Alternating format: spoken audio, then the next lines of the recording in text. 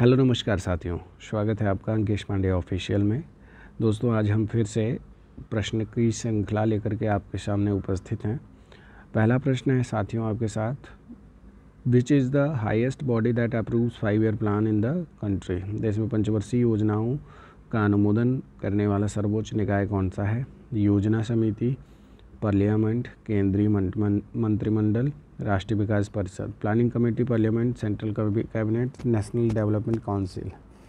दोस्तों, जब हम बात करते हैं पंचवर्षीय योजनाओं की, तो भारत में पंचवर्षीय योजनाएं बनाने का काम योजना आयोग का है। चूँकि अभी ये कार्यरत नहीं है, भारत में पंचवर्षीय योजनाओं का जो बनाने की प्रक्रिया है योजना आयोग करती है। योजना आयोग भारत में पंचवर्षीय योजनाओं का निर्माण करती है, लेकिन इन योजनाओं का अंतिम अनुमोदन अगर कोई करता है तो वो आपका नेशनल डेवलपमेंट काउंसिल NDC। अब मैं साथियों आपको कुछ पॉइंट्स बताता हूँ इससे संबंधित। जब हम योजना आयोग की बात करते हैं, योजना आयोग या फिर आप कह लीजिए प्लानिंग कमीशन, प्लानिंग कमीशन की जो शुरुआत हुई है वो आपका 15 मार्च सन 1951 को इसकी शुरुआत की गई थी। आप सभी कमेंट करके बताइएगा किस समिति की सुझाव पर, किस कमेटी की सुझाव पर इसकी स्थापना की गई थी, किस कमेटी की सुझाव पर योजना आयोग की स्थापना की गई थी। साथियों, ये क्या करता था, हमारे देश के अंदर पंचवर्षीय योजनाओं का निर्माण, यानी कौन सा प्लान कैसे क्या, ये सब प्लान योजना आयोग करता था, लेकिन उस पर अंतिम अनुमोदन NDC करता था। प्रश्न है कि योजनाओं का अनुमोदन करने वाली सर्वोच्च संस्थान कौन सी है, तो वो आपका आंसर हो जाएगा NDC, नेशनल डेवलपमेंट काउंसिल। साथ ही जब NDC की बात करते हैं तो NDC की स्थापना हुई थी, NDC की स्थापना हुई थी 6 अगस्त 1952 को। कब? 6 अगस्त 1952 को। साथ ही मैं आपको एक हिंट दे देता हूं कि ये NDC की स्थापना केसी नियोगी समिति की सुझाव पर हुई थी। केसी नियोगी समिति की सुझाव पर इसकी स्थापना की गई थी। चलिए अगले प्रश्न पर चलते हैं। तो इसका आंसर, आपका सही आंसर क्या हो जाएगा? NDC। अगले प्रश्न पर, भारत में योजना आयोग का गठन कब किया गया था, किस वर्ष किया गया था? अभी मैंने आपको जस्ट पूछा, कमेंट करके बताइएगा। साथियों, 15 मार्च सन 1951 को योजना आयोग की, प्लानिंग कमीशन की स्थापना की गई है। इसकी भी स्थापना दोस्तों केसी नियोगी समिति की सुझाव पर ही किया गया है, केसी नियोगी समिति की सुझाव पर। ठीक है साथी, तो यानी ये प्रश्न दोनों इम्पोर्टेंट हो जाता है। NDC की भी स्थापना केसी नियोगी समिति की सुझाव पर, और आपका योजना आयोग की भी स्थापना इसी टाइम पर। तो इसका आंसर क्या हो जाएगा साथियों? सन 1951 में योजना आयोग की स्थापना की गई थी। क्लियर है? आगे बढ़े। महालनोबिस मॉडल का संबंध किस पंचवर्षीय योजना के साथ जोड़ा गया है? Mahalanobis model is associated with which 5 year plan? First 5 year plan, second 5 year plan, third 5 year plan, fourth 5 year plan. चलिए, जब हम पहली पंचवर्षीय योजना की बात करते हैं साथियों, तो एक नाम आता है हेराल्ड डोमर। क्या? Herald Domar. साथियों, जब यहीं पर हम दूसरी की बात करते हैं तो दूसरी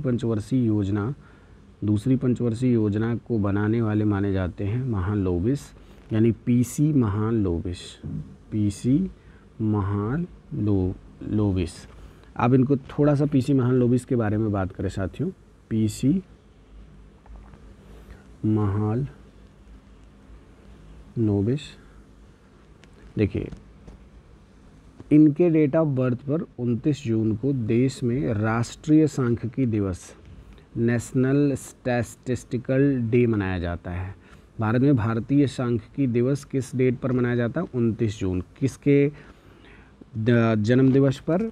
PC महालनोबिस। महालनोबिस मतलब PC महालनोबिस मतलब प्रशांत चंद्र महालनोबिस भारत के बहुत बड़े सांख्यिकीविद थे। इनको राष्ट्रीय सांख्यिकी आयोग का अध्यक्ष भी बनाया गया था साथियों। इसका आंसर क्या हो जाएगा? तो दूसरी पंचवर्षीय योजना महालनोबिस मॉडल पर आधारित है। अच्छा, मैं आपको कुछ यहाँ पर और भी टर्म्स बताते चलूँ साथी। जैसे हम पीसी महालनोबिस की बात करते हैं तो दूसरी पंचवर्षीय योजना हमारे देश में किससे संबंधित है? दूसरी पंचवर्षीय योजना, second 5 year plan, second 5 year FYP। पहली बात तो इसका ड्यूरेशन है 1956 से 1961। ये बहुत इंपॉर्टेंट हो जाता है, मॉडल हो जाता है आपका पीसी महालनोबिस। साथियों, मैं बात करूं कि सेकेंड 5 ईयर प्लान में सबसे ज़्यादा किसको फोकस किया गया था? तो हैवी इंडस्ट्रीज़ को इसमें फोकस किया गया था। ये बहुत ज़्यादा इंपॉर्टेंट प्रश्न है, कई बार अलग अलग एग्ज़ाम में बना हुआ है।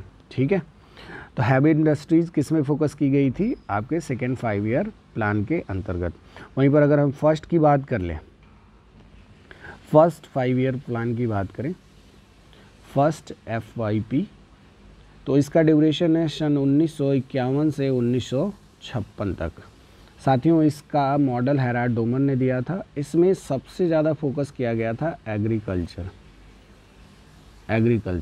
अब एग्रीकल्चर से रिलेटेड कई सारी चीज़ें हुई थी इसमें, जैसे भारत में हीराकुंड परियोजना, जैसे अगर बात करें भाखड़ा नांगल परियोजना, जैसे दामोदर नदी घाटी परियोजना, ये सब पहली पंचवर्षीय योजना की ही घटनाक्रम है, जिनसे प्रायः प्रश्न बनता है कि किस उद्देश्य से दामोदर नदी घाटी की परियोजना बनाई गई, हीराकुंड परियोजना बनाया गया, भाखड़ा नांगल बनाया गया, कई सारी चीज़ें यहाँ से बनती हैं। फर्स्ट 5 ईयर प्लान में सन 1952 में सामुदायिक विकास कार्यक्रम की भी शुरुआत की गई थी। ये भी बहुत इंपॉर्टेंट है। तो इसका आंसर क्या हो जाएगा? महालनोबिस मॉडल का संबंध किस पंचवर्षीय योजना के साथ जोड़ा गया है? तो आपका वो है दूसरी पंचवर्षीय योजना के साथ। आगे बढ़ें, चले।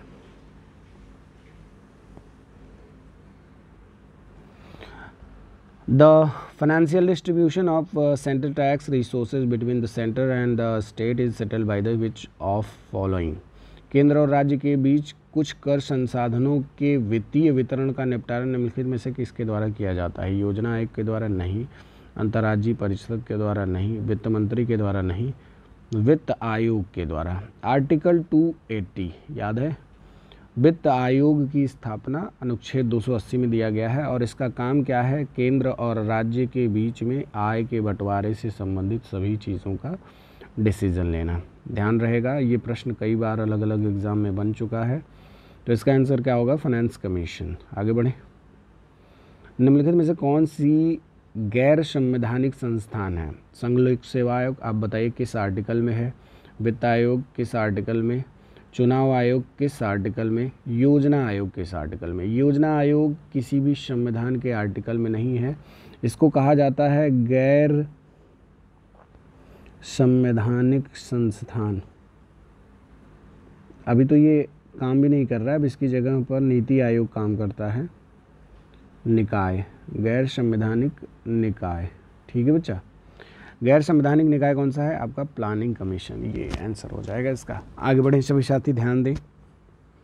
अगला प्रश्न है आपके सामने, who wrote planned economy for India in 1934? देखो, भारत में पंचवर्षीय योजनाओं से सब शुरुआत, मतलब पंचवर्षीय योजनाएं जब शुरू हुई उसके पहले कई घटनाक्रम ऐसे थे जो हमें ध्यान देने होंगे। जैसे एम विश्वेश्वरैया के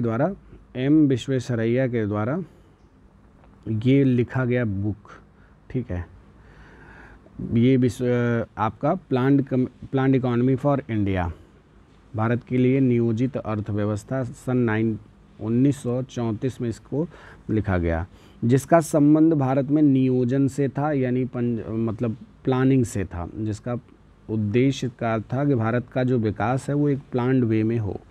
तो इसका राइट आंसर क्या हो जाएगा? आपका बी। ठीक है साथी, चलिए। जैसे यहीं पर डॉक्टर VKRB राव की बात करें तो VKRB राव भारत में पहली बार तकनीकी स्वरूप यानी वैज्ञानिक तरीके से भारत में राष्ट्रीय आय की गणना करने के लिए जाने जाते हैं। वहीं पर नीलकांत रथ की बात करें तो नीलकांत रथ भारत में गरीबी के मेजरमेंट से संबंधित ऊर्जा खपत के बारे में बताने वाले अर्थशास्त्री हैं, जो ये कहते हैं कि भारत में अगर कोई व्यक्ति 2250 कैलोरी ऊर्जा प्राप्त कर लेता है तो वो गरीब नहीं है। ये कौन कहता है? नीलकांत रथ। बाद में इनकी चीज़ों को थोड़ा सा सुधार करके वाई की अलग समिति अलग कहती है कि नहीं, 2300 कैलोरी शहर और ग्रामीण क्षेत्र 2100 कैलोरी शहर क्षेत्र में और 2400 कैलोरी ग्रामीण क्षेत्र में क्या ऊर्जा खपत होनी चाहिए। इस पर हम आगे भी क्वेश्चन करेंगे। अभी भारतीय सांख्यिकी संस्थान, ये बहुत अच्छा प्रश्न है, इसका आप सभी कमेंट करके बताइएगा। राइट नाउ यह कहाँ पर है? आपको मैं बता दूं, हिंट कर दूं, हमेशा राजधानियों में ये चीज़ें होती हैं। चलिए, किस उद्योग किस पंचवर्षीय योजना में विकसित किया गया? इन विच 5 year plan did the industry developed? द्वितीय, पंचम, चतुर्थ, षष्ठी। देखो, मैं आपको सभी के उद्देश्य बता देता हूँ। जैसे अगर मैं द्वितीय पंचवर्षीय योजना की बात करूं और पंचम की बात करूं, चतुर्थ की बात करूं, षष्ठी की बात करूं। देखो, छठवीं पंचवर्षीय योजना निर्धनता निवारण से संबंधित योजनाओं पर बल। चौथी पंचवर्षीय योजना कहती है स्थिरता के साथ आत्मनिर्भरता की बात करता है, स्थिरता के साथ आत्मनिर्भरता। पंचम कहती है कि भारत में गरीबी हटाओ, यानी गरीबी हटाओ का नारा भी 5वीं पंचवर्षीय योजना में दिया गया है, भारत में गरीबी हटाओ। वहीं पर द्वितीय पंचवर्षीय योजना क्या करता है? भारत में उद्योगों से संबंधित, जैसे मैं आपको बताऊं, उद्योगों से संबंधित कई सारे कार्य हुए द्वितीय पंचवर्षीय योजना में। पहला है आपका, जैसे आप जानते होंगे कि भिलाई इस्पात कारखाना किसकी सहायता से? रूस की सहायता से चालू किया गया। वहीं पर अगर हम बात करें राउरकेला इस्पात कारखाना किसकी सहायता से? जर्मनी की सहायता से। अगर वहीं पर हम आगे बात करें जैसे दुर्गापुर इस्पात कारखाना, तो ये आपके इंग्लैंड की सहायता से, ब्रिटेन की सहायता से। तो ऐसे बहुत सारे कार्य इसके अंतर्गत हुए, जैसे चितरंजन लोकोमोटिव्स, इस तरीके के कार्य इस पंचवर्षीय योजना में बहुत सारे हुए द्वितीय पंचवर्षीय योजना। तो भारी उद्योगों से संबंधित किस पंचवर्षीय योजना में सबसे ज़्यादा विकास देखने को मिला? तो आप बताएंगे सर द्वितीय पंचवर्षीय योजना के अंतर्गत। ठीक है, आगे बढ़े। भारत में पंचवर्षीय योजनाओं को बनाने की जिम्मेदारी किसकी है? प्रधानमंत्री कार्यालय की, योजना आयोग की, राष्ट्रीय विकास परिषद की, केंद्र एवं राज्य सरकारों की, किसकी है? तो योजना आयोग। अब चूंकि ये है की जगह पर हम थी कह सकते हैं, क्योंकि अब ये नहीं कार्यरत है। योजना आयोग, आपको बता दूं, 13 अगस्त 2014 को इसकी स्थिति को समाप्त कर दिया गया। 2014 को इसकी जगह पर कौन करता है? नीति आयोग। इसकी जगह पर अब कौन काम करता है? नीति आयोग काम करता है। क्लियर है? चलिए, तो आज के लिए इतना ही। अभी आप सभी बताइएगा कि कैसा लगा, तब उस हिसाब से मैं आपको और वीडियोस बना करके ऐसे ही अपलोड करता रहूँगा प्रैक्टिस के लिए। सभी साथी एक बार पूरा वीडियो देखेंगे और बताएंगे कमेंट करके कैसा रहा सेशन।